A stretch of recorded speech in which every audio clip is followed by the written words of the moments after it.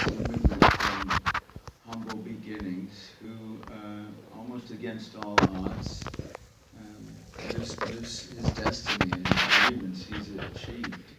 And we thought, let's make the best story possible of someone who is extremely complicated, extremely talented, with such a struggle, an identity struggle, a sexual identity struggle, someone who can be very relatable, and then at the very end of it, we'll put on this phenomenal music that has stood the test of time.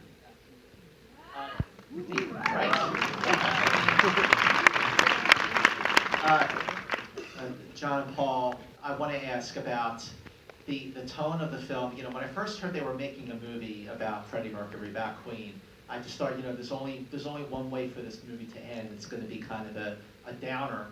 And the movie is extremely uplifting. I mean, no matter how many times you watch this film, you are pumped, you are energized. And you know, that's an amazing thing for it to have worked out this way, that the movie ended the way it did. Was that always the plan? Well, it was always a plan to make a celebration of Freddie's life, so even though we all know how it ended. And so live it had sort of a cathartic and extremely emotional, and the whole movie had to be that way. But at the end, you didn't want to feel depressed. You wanted to feel like, you know, it was his swan song, and not to repeat the same word, but it was a celebration of his life, you know, and who he was. You know. Oh, I want to ask about working with Queen, like Queen, you know. You know, talk about getting the music right. I mean, you have someone like Brian May looking over your shoulder, literally. What was that like for you? It was nerve-wracking to begin, I got to admit. I come from a music background, so I'd asked to get a few days of just alone time with the original tracks, because everything that we had amazing access to all the archives of Queen recorded material, both live and in the studio. And so I wanted to get familiar with that before anyone showed up. And it turned out that Brian May and Roger Taylor showed up on the second day. And I was, okay, here we go. I played something for Brian and made all the excuses about why I hadn't finished it yet. And he went, And I went, oh no, don't say anything. This thing. That's his standard thing. And then again, there's a huge pause, felt like 24 hours, and he said, oh no, I'm fired, that's it. Anyway, he had a question about something else other than the music. It was petrifying, but it was a massive honor as well. How many hours did we spend on the logo? The logo was re-recorded by Brian with 64 guitars, and we spent over 20 hours on that during the process of the mix. By the way, That's in the final dub, that many hours on a Fox logo. that Fox logo, to start the movie with that, I just remember when I first saw the movie, everybody just sort of turned to each other and went, oh, this movie's going to be great. It just like sets the tone like right away. But in terms of capturing the music itself, between sort of using some of your performance vocals and then weaving in demos, the actual performances of Freddie himself, and also someone from a Queen tribute band. What were the challenges to perform that and to record it and to edit it, Robbie? For myself, everything about this was extremely challenging. And he's magical. He does things that no one else can do. The way he sings, no one could ever emulate or even begin to touch that man's voice. He's an incredible piano player. He moves like no one else on stage, especially when he gets a rush from the audience, when he gets the feedback. You can see him almost get serpentine when he's younger, and then have that bravado and stand so elegantly but powerfully and reach every single person in the audience. To be able to get anywhere near him was going to be a challenge, and I threw myself into it for about a year, trying to take singing classes and piano lessons. And I never touched a piano for one thing, as difficult as this was. Yeah, I remember reading the script, and on page 20,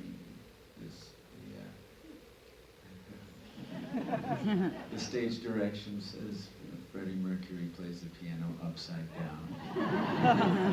Okay, what's the point? Everything. I don't know. There's this part of me that said, just you can do it. Some part deep inside of me says, just keep at it. You can do it. And I had an immense amount of help, and you're looking at a lot of it right now up on the stage. Yeah, but in terms of, yeah, absolutely. I think that's what we all tell ourselves, we can do it, we can do this, you know, because it was a daunting task, you know. Especially like I've talked about Live Aid before, that kept me up for a year, because I'm a worrier. All I do is worry about everything, so I tossed and turned at night, just worrying about it, because it was the first thing we shot. So every waking moment I could tinker with it, you know, and, because I knew that if it didn't work, the film would collapse, because that was the ending of our film. That was their whole decision. We're going to end the film with Live Aid and roll credits. And so it had to be cathartic in some way. You had to feel like you were emotionally exhausted in a good way. And so that was the challenge of that. What was your nickname for that last scene for the Live Aid? Oh, I called it the Death Star sequence. Because, you know, just like Star Wars, where it's all leading to that Death Star thing, it's got to be amazing, and this was ours. It's talked about the whole movie. We start the movie with it. We talk about it. What about Live Aid? You going to Live Aid? You don't hear about Live Aid? It's like, holy crap. It's like, are we going to build this thing up any more than we possibly can, you know? What was it? How did you get that sound, the sort of 100,000 people that get almost an acoustic sound for the Live Aid sequence? Early on, I wanted to try and get a real-world environment for the larger environments through the film. So that as the band went on tour in the States and they started larger auditoriums, interior, and then finally the exterior stadium of Wembley, I didn't want to just use electronic reverbs and such to create that space. I wanted to actually get that recording. So we were able to go to the O2 Arena in London last July. Queen were playing there, doing concerts, and so we managed to play all of the songs we needed in that environment through their touring PA to an empty stadium, an empty 20,000 seat stadium. And we mic'd the whole place from rafters down to floor with 22 different mics and recorded what that stadium sounded like, essentially. And then later on, we took those recordings and I was able to manipulate them and add them to the music tracks in order to recreate the perspectives around the stadium at Wembley Stadium for Live Aid. It was a great tool.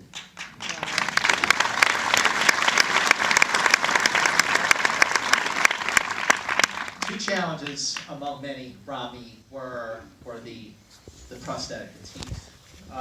How long did you start to sort of work that into your daily regimen to get used to it? And then there's also a movement coach that you worked with to just capture Freddie's movements and, you know, to make that look organic, to make it look natural. I have a great story. You just took them off last week.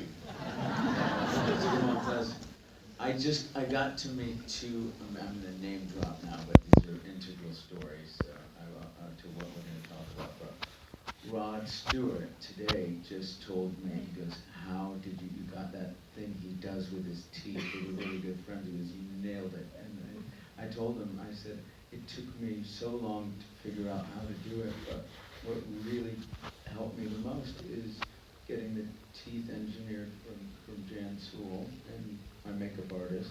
And as soon as I put those large teeth in my mouth, I felt incredibly insecure. And I almost started sitting up straight and covering them up as he does. If you watch any interview of his, you see him constantly licking his lips and covering up his teeth. When he was a kid, he was called Bucky by the other kids at school. And if you look at young pictures of Freddie, I mean, they are the most predominant thing on his face. So it's something he was, I think, concerned with for a lot of his life, and then just became habit to cover them up. It took about, I think, 6 months before I really got used to them, and then during filming, whenever I took them out, I felt almost naked without them. I'd become quite attached.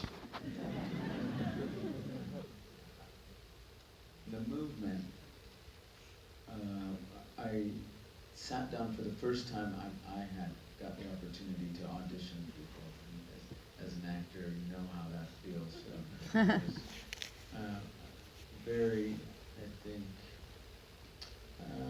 I'd say just well-mannered, and gave everyone the amount of time they needed to see if I could relate to them. And people were coming in who were extremely talented choreographers in London, and I went through a few of them, and then I met someone who worked as a movement teacher. Now, I didn't even really know what that was, but I heard that Eddie Redmayne used one on The Theory of Everything, and I thought he was exceptional.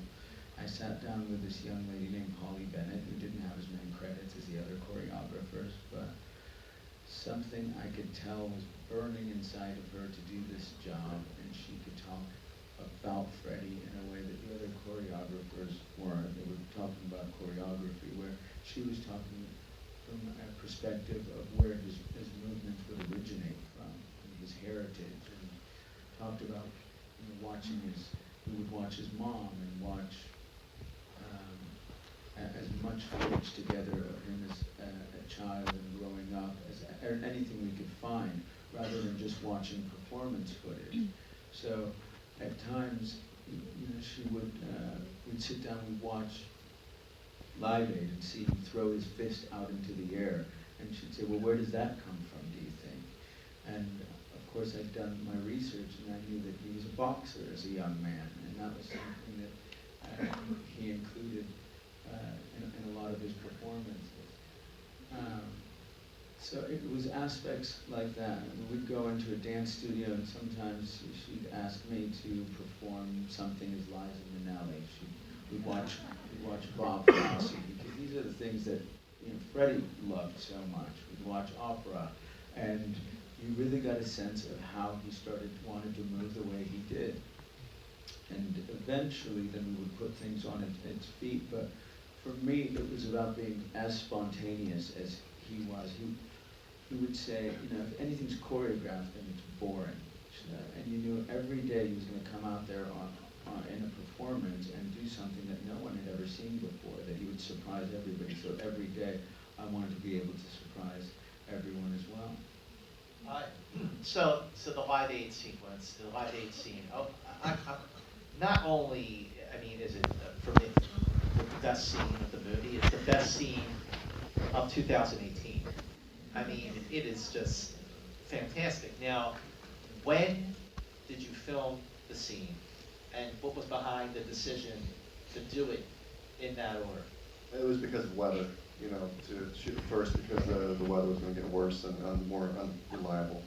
So that was really the only reason. It wasn't let's just make it like a trial by fire kind of. No, but Romeo talked about it was sort of genius to do it that way, in a way, and because not to talk with the actors, but they all knew where they were going, and kind of could backtime it from there, right? And then I guess it was a good test to see if they all went along and worked with each other so well, which you immediately could see the chemistry among all the 5 actors. And I always say that when I was first getting the dailies in with all of them, for an editor, you're just, thank you, Jesus, for all these guys, not one of them being miscast. Everyone is perfect for their role, and they have a symbiotic relationship with each other, because that's the worst thing for an editor, to try to tell a story when there's a problem that to address for the whole movie. And this way, I could just mold the clay and not worry about having dynamics that didn't work.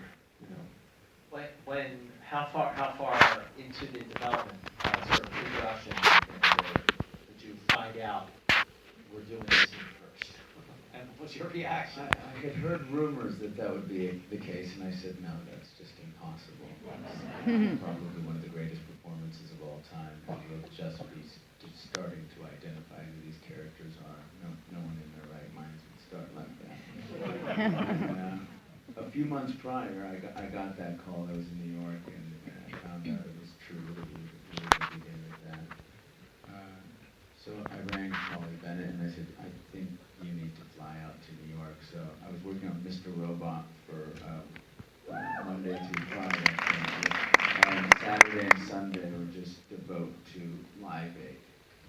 I was dying.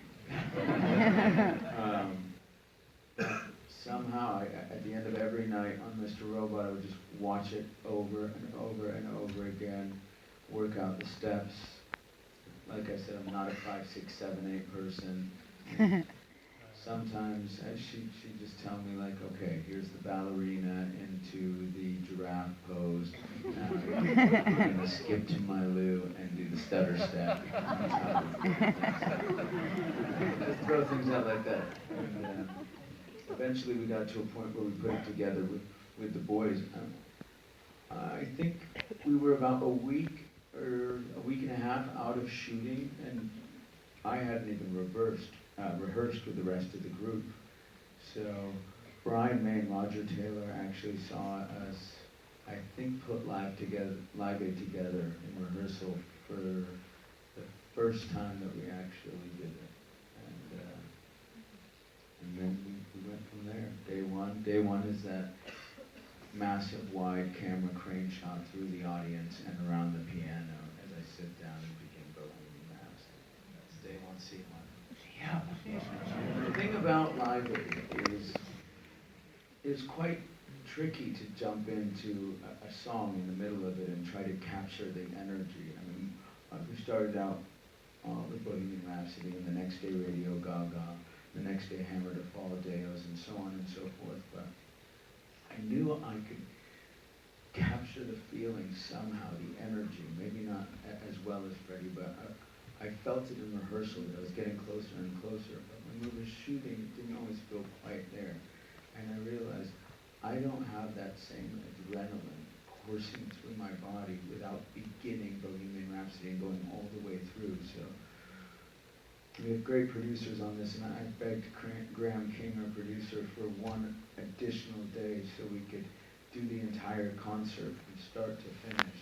And that's when I felt I was doing my best Freddie. My body was moving in ways it couldn't just on the day starting into the middle of the song. It was the energy of the audience and what we collectively were doing on stage.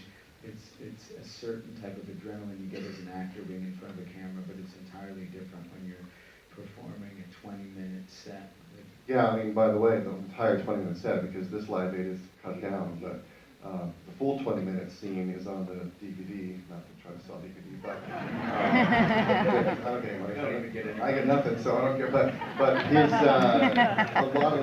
a lot of really amazing stuff that he did were some casualties, of course, inevitable cutting down of the scene. So I encourage you to watch the full set. It's pretty.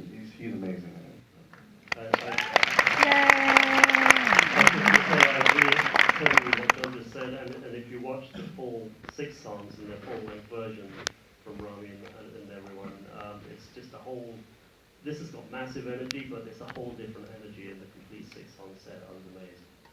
How many of those complete one-throughs did you do? We did, I think we did 2 of them, possibly 3. But I remember being flat out, just laid out when we were done, almost gasping for air and trying to just trickle a little bit of water through my lips because I was dead. I was dead to the will. I don't know how rock stars get out there and do it for an hour and a half show. Paul McCartney plays for 3 hours and he's 77 years old. The other scene that I love is the recording of the song Bohemian Rhapsody, just because of all the starting with the rooster. That was hilarious.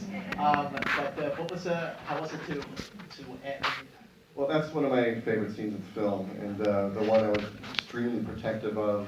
They're your babies, and you're going to go through a series of test screenings. You're going to have executive notes and so forth, and and as soon as I'm very strange, it's like if I'm a composer, if I'm writing a really good piece of music, I'm just certain they're gonna piss on it, and they're gonna ruin it. So so halfway through writing, I'm just angry and pissed off proactively before even anyone sees it. And so I was halfway through this scene, and I was so angry already because I just figured they're gonna ruin it, But the great thing about it was the improv from the actors. They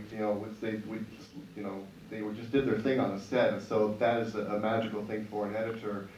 It's both a blessing and a curse, of course, because You have some of it's disjointed because they're just thinking things on the fly, but it makes it completely real. And they had such an amazing chemistry that even if someone would improv, someone would answer as their character would, and so it made it so real. And so it was an agonizing scene to put together, but because I would sort of script things out, but again, it was really rewarding in the end to watch it. And it didn't change a frame from my original assembly, and so I was always petrified. Because it was such an audience pleaser, and in test screenings, it was just, but it's long. But so I was sure they were going to launch a grenade into it, but never did. So you're mixing the film, it's done, and then there was one final thing you really had to do for the London premiere, Paul. What was that? Well, because the London premiere was in an arena right next to Wembley Stadium, and it's a 12,000 seat arena that was originally a huge Olympic-sized swimming pool. And they've filled over the pool now, and it's a concert venue. But as there was a huge echo chamber, and we were going to be playing back for about 8,000 people, something like that, at the premiere. And so it was a huge screen with a massive PA playing back the mix that we had done. Because we had recorded and mixed so tirelessly, really, to try and get all these stadium reverbs and perspectives into this mix that you just saw, I knew that would all be ruined as soon as we played it in an arena like that, because it's just going to add its own, and it just turned into Horrifying to hear they wanted to do this. So yeah. I went to Paul. Can you believe it? John was worried, and so was I.